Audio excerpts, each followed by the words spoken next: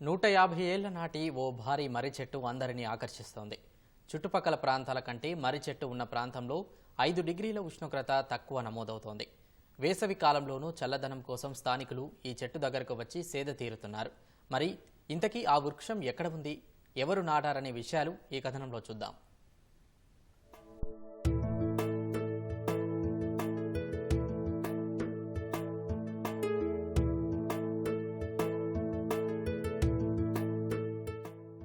బీహార్లోని ఒక వృక్షం అందరినీ ఆకర్షిస్తోంది.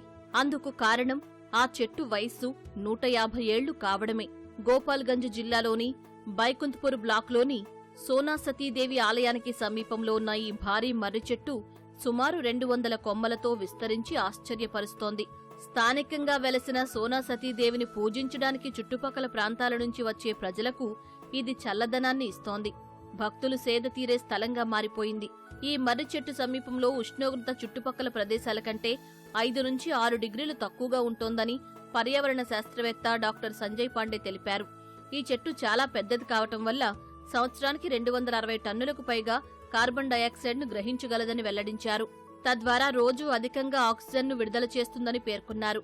అందుకే మిగతా ప్రాంతాల్లో కంటే ఈ చెట్టు దగ్గర 5 డిగ్రీల ఉష్ణోగ్రత తక్కువగా ఉంటుందని సంజయ్ వివరించారు.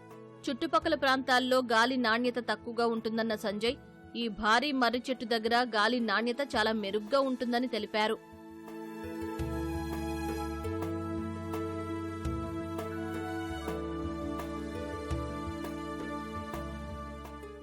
ఈ 150 ఏళ్ల నాటి భారీ మర్రి చెట్టు 200 కొమ్మలతో విస్తరించడం వల్ల చల్లగా ఉంటుందని స్థానికుడు విందేశ్వరి రాయ్ తెలిపారు.